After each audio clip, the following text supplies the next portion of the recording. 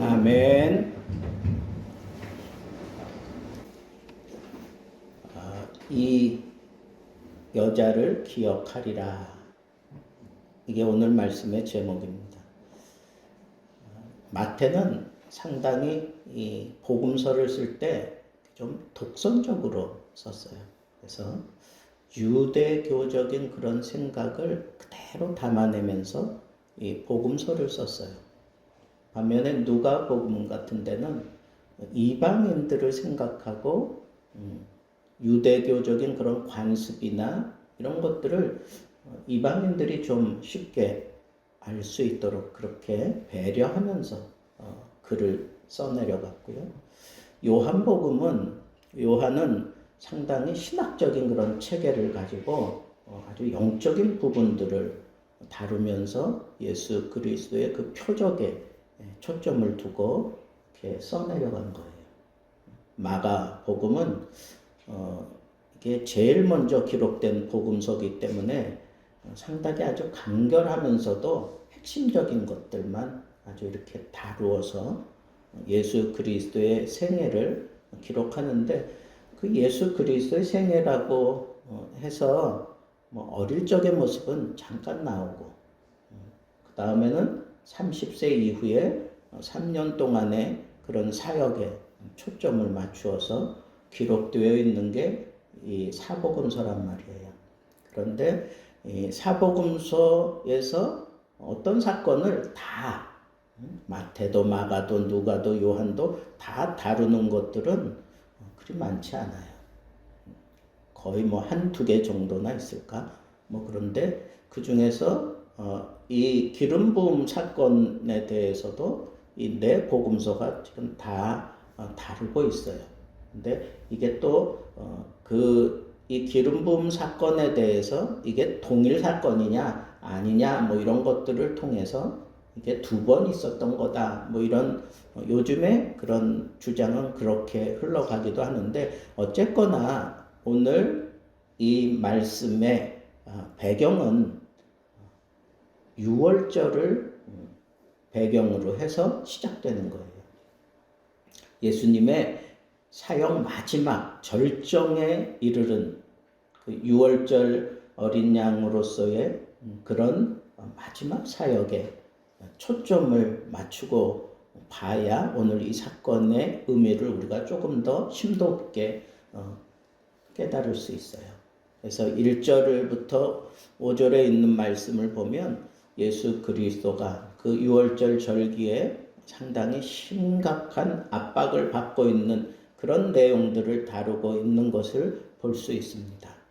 그 와중에 예수님께서 이 문둥이 시몬의 집에 들어가서 거기서 이제 식사를 하게 되는데, 여러분 그 식사를 하는데 유대인들의 그 전통적인 관습은 그 식사 가운데서 가장 존경받고 그리고 거기 모인 사람들로부터 가장 귀한 분에게는 이렇게 머리부터 발끝까지 이렇게 기름을 붓는 게 자연스러운 관습이에요. 자연스러운 관습이에요. 그러니까 식사 중에 이렇게 머리에 부었다, 그러니까 얼만큼 부었느냐 뭐 이거는 모르겠지만 이 머리에 부었다. 근데 향이에요, 향. 그러니까 향을 머리에 부었다. 요한복음에는 저 발에다 부었다 그랬어요. 발에다 붓고 머리카락으로 뭐 이렇게 닦았다 뭐 그런 내용도 나오고 그러잖아요. 근데 뭐 머리카락으로 닦았다 뭐 이런 얘기는 나오지 않지만 요한복음에는 하여튼 발에다 부었다 뭐 그렇게 얘기를 하는데, 그래서 학자들은 생각할 때 머리에 부은 것이 이렇게 흘러내려서 발에까지 이르게 되었다라고 그렇게 보는 학자들도 있어요. 그런데 뭐 그게 얼만큼 부었느냐 이게 중요한 게 아니에요. 그 향이 뭐 얼마짜리냐 사실은 그게 중요한 게 아닌데, 오늘 본문에도 그걸 다룬단 말이에요. 향을 보는데 너무 귀한 향이 나오니까 제자들이 이렇게 향을 따라가 보니까 마리아가 지금 향을 붓고 있는 거예요. 근데 너무 귀한 향이에요. 근데 귀한 향은 또 귀한 그런 그릇에다 놓잖아요. 그죠? 옥합 이렇게 이 주둥이가 삐쭉하고 그리고 둥그런 거. 그죠? 그걸 붓는 거예요. 근데 원래 거기 이렇게 딱 봉함이 되어 있는데 그걸 잘라내고 그 다음에 붓게 되어 있어요. 향이니까 날아가지 않기 위해서 딱 봉함을 해놨는데 그걸 잘라내고 부었어요. 근데 그게 요한복음에 따르면 나드향 그랬어요. 이 나드향은 요즘에 제일 비싼 향이 뭐예요? 이름이? 예? 이 향을 안 쓰는 사람들이라 늙으면 좀 이 향수도 좀 뿌리고 그래야 되는데 저도 뭐 얼굴에 뭐 아무것도 안 바르니까 향수 같은 건 더더욱 저는 뭐 뿌리지 않으니까 잘 모르겠어요. 근데 여기 보니까 이 나드 향이 그 당시에 얼마나 비쌌느냐 하면 요한복음에 300데나리온 그랬어. 300데나리온이면 그냥 평범한 일꾼의 1년치 봉급이에요. 요즘 그냥 평범한 일꾼 1년치 봉급 얼마입니까? 연봉 얼마예요? 요즘 그냥 평범한 사람들이 이렇게 받는 액수. 하여튼 뭐 여러분 계산이 됩니까? 지금 제가 생각할 때는 4, 5천 정도는 되지 않을까? 그렇게까지 안 갑니까? 1년인데 뭐 그 정도 되겠죠. 그 4, 5천만 원짜리 향을 그냥 다 쏟아 붓는단 말이에요. 그러니까 제자들이 볼 때 말도 안 되는 짓을 한다고 생각한 거예요. 그러면서 뭐라 그래요? 왜 허비했느냐? 왜 이렇게 허비하느냐? 그걸 팔아가지고 가난한 자들을 위해서 썼으면 얼마나 좋았겠느냐? 그럴듯하잖아요. 그죠? 그럴듯하지. 근데 저는 이 제자들이 여인의 마음을 정말 모르는 것 같아. 여인들의 마음을 전혀 모르는 것 같아. 지금 그 귀한 것을 쏟아 부을 정도 되면 그거 그냥 뭐 나를 드러내기 위해서입니까? 그거보다는 그 자리의 주인이신 예수 그리스도가 그 여인의 마음에 얼마나 사모가 됐는지, 아니면 그 여인의 마음에 이미 예수 그리스도가 왕으로 자리하고 있기 때문에 그 소중한 것을 다 쏟아 부은 거예요. 마리아의 집이 부자일까요? 내가 볼 때는 그렇지도 않아요. 그런데 이 소중한 걸 그렇게 부을 수 있었던 것은 그 여인 마음 속에 지금 누가 주인이라는 거예요? 예수가 그리스도가 분명하고 주인이다, 내 삶의 주인이다 라고 하는 그런 생각이 있으니까 붙는 거예요. 그런데 이 마리아, 마르다, 나사로에 대해서 예수님이 내 친구다 그렇게 표현한 걸 보고, 그리고 이 전도 여행 중에 자주 그 집에 들어가서 식사도 하고 그러신 거 보면 이 관계가 특별한 관계예요. 특별한 관계 속에서 이 가족들이 예수 그리스도를 잘 섬기는 것 제자들이 알았을까요? 몰랐을까요? 잘 알았겠죠. 그러니까 잘 알았으니까 이런 식으로 얘기하는 것 같아. 네가 아무리 예수 그리스도를 사모한다고 하지만, 사랑한다고 하지만 이건 허비하는 거다. 이건 허비하는 거다. 그러면서 가난한 자들에게 차라리 나누어 주었으면 좋지 않겠느냐. 그런데요, 예수님이 지금 제자들이 이 여인을 막 옥죄어가는 그 상황을 아셨다 그랬어요. 그 아셨다라고 하는 표현은 그냥 촉감으로 아셨다 이게 아니라 심적인 권위를 가지고 그 상황을 다 들여다 보셨다 이거예요. 그러니까 제자들이 어떤 마음으로 지금 그렇게 하는지도 아시고, 또 마리아가 그렇게 옥합을 깨서 부은 그것도 다 아신다는 거예요. 사람의 속내를 다 들여다보는 그런 심적인 그런 눈을 가지고 그 상황을 다 헤아리시고 예수님이 하신 말씀이 뭐예요? 왜 그 여자를 괴롭게 하느냐? 예수님께서 그렇게 말씀하셨어요. 그런 걸 보면 지금 이 제자들이 이 마리아에게 분개했다 그랬어요. 막 성질냈다는 거예요. 막 화를 냈다는 거야. 막 윽박질렀다는 거예요. 지 것도 아닌데, 지 것 쓴 것도 아닌데 왜 윽박을 질러? 그래서 저는 그렇게 생각해 봤어요. 그 가정을 모르는 것도 아니고, 그 가정 식구들이 예수님에게 평소에 어떻게 한다는 걸 모르는 것도 아닌데 이렇게 막 윽박지른다? 뭔가 밀리는 게 느껴졌기 때문일까? 나보다 더하네? 뭐 이렇게 느끼는 것은 아닐까? 질투하는 건가? 뭐 그런 생각이 들었어요. 저는 그렇지 않고야 왜 그걸 가지고 막 그렇게 화를 낼 필요가 뭐가 있어요? 자기 제자들 거 쓰는 것도 아닌데. 또 하나는 지금 이 제자들이 이 여인을 상당히 심각하게 지금 다뤄가고 있다는 거예요. 심각하게. 꼼짝 못할 만큼 막 그냥 제자들 그런 거 보니까 요한복음에는 가룟 유다가 뭐 주동한 것으로 그렇게 얘기를 하지만 오늘 본문 말씀 보니까는 제자들이라 그랬어요. 그 제자들이 합세해서 막 그렇게 얘기하니까 이 여인이 주눅들지 않았을까 하는 생각이 들어요. 근데 그런 표현을 없는 거 보니까 여인들은 독해요. 그런 얘기 하든 말든 할 거 다 하는 거예요. 근데 예수님께서 다 아시고 왜 괴롭게 하느냐.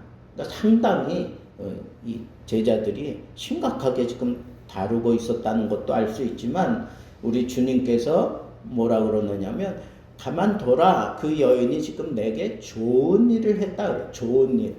내게 지금 좋은 일을 했다. 그렇게 얘기하는 거예요. 이거 조금 오해의 소지가 좀 있지 않을까. 제자들은 뭐라 그래요 지금? 이 귀한 것을 허비하느냐고 그렇게 지금 다루어가고 있는데 예수님은 그 허비하는 그 상황이 내게는 좋은 일이다. 그러니까 그 여인에게 내가 사랑을 이만큼 받고 있다고 하는 것만 예수님은 귀하게 보시는 건가? 정말 가난한 자들을 위해서 이 물질을 옳게 사용하는 것에 대해서는 관심이 없단 말인가 하는 그런 오해를 살 수도 있는데 그런 오해를 잠식시킨 것이 또 뭐냐 하면 이렇게 얘기했어요. 가난한 자들은 너희와 얼마든지 함께 있을 수 있지만 나는 그렇지 않다 이거. 나는 그렇지 않다. 그러면서 뭐라 그래요? 이 여인이 한 일은 내 장례를 준비한 것이다. 내 장례를 준비한 것이다. 여러분 이렇게 기름 붓는 것은 몇 가지 사용 용례를 보면 이렇게 집에 귀한 손님이 왔을 때 이렇게 관습적으로 이 음식 이 자리에서의 주비는 바로 이분입니다 라고 이렇게 붓는 거예요. 또 하나는 언제 기름을 붓죠? 제사장이나 왕 세울 때 기름을 붓죠. 또 언제 기름을 붓습니까? 이 시신을 닦아내기 위해서 기름을 부어요. 어떤 학자는 지금 이 자리에 진정한 왕은 예수 그리스도다. 내 마음에 그 왕을 내가 섬기는 그런 섬김의 자세로 마리아가 부었다. 그렇게 얘기를 합니다. 기름 부음이 그런 의미니까 설득력이 있잖아요. 그런데 예수님은 한 수 더 나아가서 뭐라 그럽니까? 내 장례를 위하여 기름을 부은 거다. 그렇게 얘기를 했어요. 지금 배경이 어디라 그랬어요? 6월절. 바로 며칠 후에 예수님이 십자가에서 죽으심을 당해요. 그러니까 나를 위해서 내 장례를 예비하느라고 부은 것이다. 그렇게 표현하셨는데 제가 가만히 생각해 보니까 그 예수 그리스도의 시신에 그 침향 그 다음에 여러 가지 그런 향을 부으려고 니고데모도 가져오고 그리고 여인들도 새벽에 그거 바르려고 갔잖아요. 그죠? 향을 들고 갔어요. 근데 발랐습니까? 못 발랐습니까? 못 발랐어요. 부활하셨는데. 그리고 그 향을 바를 만한 그런 시간도 없었고 여유도 없었어요. 또 시신에 바르는 거니까 예수님이 다시 살아났기 때문에 바를 시간이 없었어요. 그런데 누가 발랐어요? 바로 이 마리아가 발랐어요. 마리아가 부어서 시신을 기름 부었다고요. 기름 붓는 의식은 무엇 때문에 부어요? 깨끗게 하려고, 그리고 거룩하게 하려고. 그리고 구별시키려고 하는 거예요. 여러분, 이 대목에서 우리가 생각해야 될 것은 바울이 디모데후서에서 뭐라 그래요? 나는 나의 달려갈 길을 다 가고 믿음을 지켰으니 이제부로는 나를 위하여 의의 면류관이 예비되었도다. 그러면서 자기의 마지막 순간을 앞에 두고 그런 고백을 했어요. 그런데 그 앞에, 제일 앞에 뭐라? 내가 전제와 같이 이미 기름 부음이 되었다는 거예요. 전제와 같이 기름 부음이 되었고, 그 얘기는 뭐예요? 하나님 앞에 제사 드릴 때 양을 잡아가지고 기름을 부어요. 그건 이미 드려졌다는 거예요. 하나님 앞에 드릴 거로 구별해서 기름을 부어요. 이건 이미 드려진 거예요. 살아있어도 그건 죽은 거예요. 이 비밀을 아시겠어요? 예수 그리스도가 지금 6월절 어린 양으로 십자가에 달려 돌아가시기 바로 직전에 기름 부음 받은 거예요. 하나님 앞에 온전히 드려진 게 된 거예요.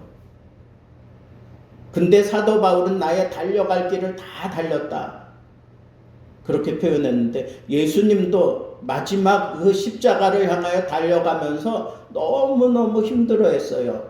어디서? 겟세마네 동산에서. 하나님 앞에 구하잖아요. 이 잔을 내게서 옮겨달라고. 하나님의 뜻을 뻔히 알면서도 이 고통이 너무 극심하고 힘들어서, 그러나 나중에 돕는 천사들도 보내서 예수님이 그 마지막 기도를 온전하게 완성시켜 주셨지만, 저는 이런 생각을 해봤어요. 이 말씀을 묵상하면서 기름 부음을 이미 받았다고 예수님이 선언을 하셨잖아요. 그죠?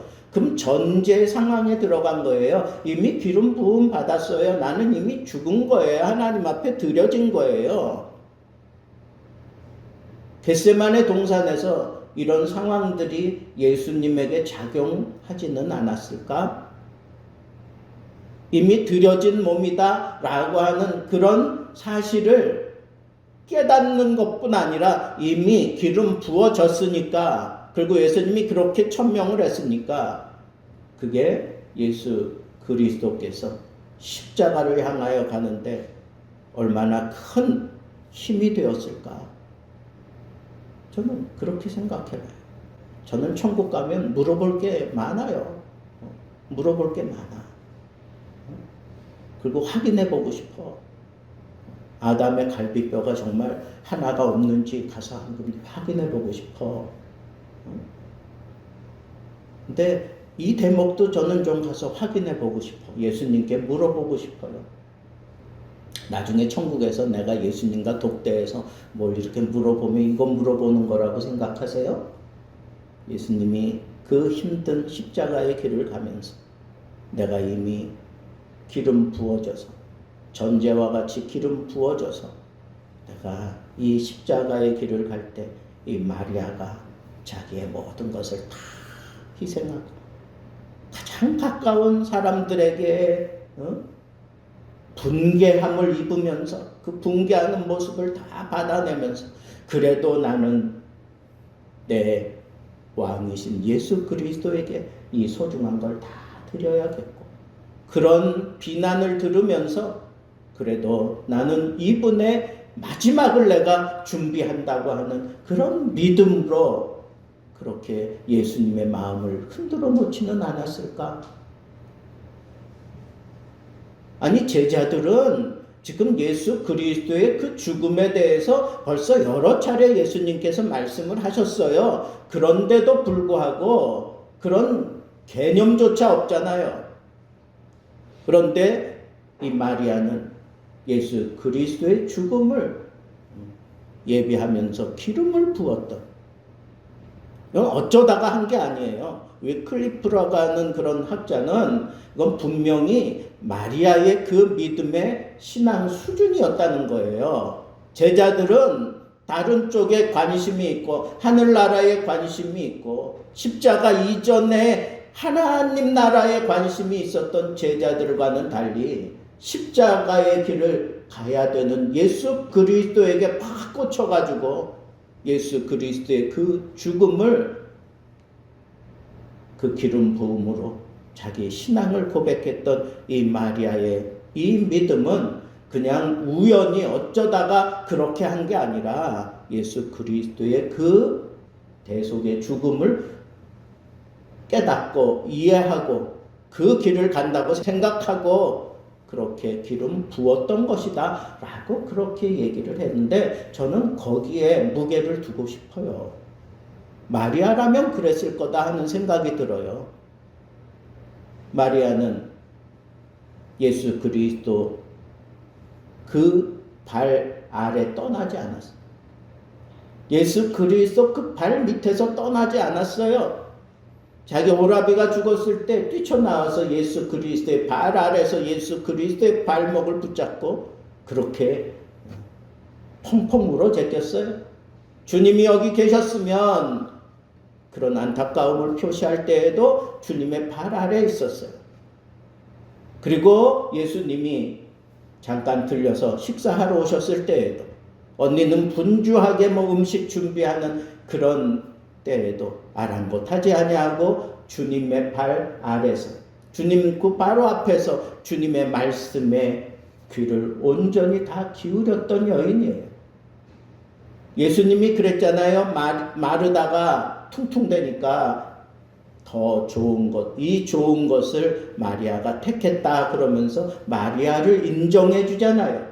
말씀의 사람이었어요. 말씀을 쫓아가는 사람이었어요. 예수 그리스도를 떠날 수가 없었던 사람이었어요. 언제나 예수 그리스도 발 밑에 엎드릴 수 있었던 예수 그리스도가 진정한 왕이었고, 예수 그리스도를 섬기는 사람이었고, 그 왕의 말씀을 가슴에 담고 살아가며 그 말씀을 늘 묵상하며 말씀을 터득하며 살아갔던 여인이 바로 마리아다라고 저는 생각합니다. 그러니까 이런 일들을 할 수 있었어요. 반면에 제자들은 예수님의 말씀에는 아랑곳하지 아니하고 바로 이럴 때에도 그 자리에 대한 그런 욕심이 있었어요. 그리고 이 허울은 좋지만 이 귀한 거 팔아서 가난한 자들에게 그게 거기에 초점이 있는 거 보면 물질적인 개념이 그네들 머리를 지배하고 있었어요. 그 순간까지도. 저는 예수님의 이 말씀을 정말 좋아합니다. 맨 마지막 절에 뭐라 그랬습니까? 세상의 끝날까지, 그죠? 이 세상 끝날까지 온 천하 어디서든지 이 복음이 전파되는 곳에서는 이 여자가 행한 일도 말하여 그를 기억하리라 그랬어요. 그를 기억하리라. 그래서 제가 제목을 그렇게 잡았어요. 여러분, 기억되는 그런 사람들 되시기 바랍니다. 복음과 함께 기억될 수 있는 사람들 되시기 바랍니다. 복음이 다루어지고 복음이 증거되는 곳에서 여러분들의 행동이 참 귀해서 함께 말하는 그런 사람들 되시기 바라요. 그런 기억되는 사람들 되기를 바랍니다. 어떻게 그럴 수 있었어요? 그 마음속에 예수 그리스도가 온전히 주인이었어요. 왕이었어요. 그리고 예수 그리스도의 그 말씀에 팍 꽂혀서 살았기 때문에 그 말씀을 분명히 깨달아 알고 있었고, 그 예수 그리스도의 그 험난한 십자가의 길을 앞두고 예수 그리스도에게 이렇게 기름을 부어 그 장례를 준비할 수 있었던, 예수님이 아시고 그를 괴롭게 하지 말라고 그렇게 말씀하셨잖아요. 아신다라고 하는 그 말씀은 그 마리아의 그 자세를 아셨다는 거예요. 그 마음을 아셨다는 거예요. 그 행동을 아셨다는 거예요. 그러니까 예수님이 마리아 편을 들어서 그냥 단순하게 나를 사모함으로 그렇게 귀한 것을 소비한 게 아니다. 내 장례를 준비한 것이다 라고 그렇게 얘기한 것을 보면 이 마리아의 삶은 정말 말씀에 어긋나지 않은 그런 삶을 살고 있었다라고 하는 것을 우리는 알 수 있어요. 반면에 제자들은 여전히 세상적이고 여전히 하늘 나라를 추구하기는 하지만 그 마음속에 예수 그리스도가 진정한 주가 아니었어요. 왕이 아니었어요. 주를 위한 헌신도 없었어요. 그리고 물질적으로 완전히 사로잡혀 있었기 때문에 예수 그리스도를 주로 볼 수 없었고 예수 그리스도의 십자가를 볼 수가 없었습니다. 예수 그리스도의 죽음은 더더욱 생각하기도 싫어했습니다. 여러분, 중요한 건 상황에 의해서 어떤 세상적인 가치와 판단에 의해서 평가되는 게 중요한 게 아니에요. 예수님이 평가하실 때 나에게 좋은 일을 했다. 너희들의 생각하고는 달라. 온전한 믿음의 행동이었어. 얼마나 귀중한 행동이었으면 온 천하에 복음이 증거되는 곳마다 이 여인이 행한 일을 말하여 의도적으로 말해서 기억하리라 그랬습니다. 여러분, 우리가 이 세상 살아가면서 믿음 생활하면서 이왕이면 복음을 위하여 우리 전부를 다 드린다고 그렇게 고백하잖아요. 그것과 플러스 하세요. 복음이 증거되는 곳마다 말하여 내가 행한 그 행동을 말하여 함께 기억되는 사람, 그런 믿음 생활하게 되기를 우리 주님의 이름으로 축복합니다.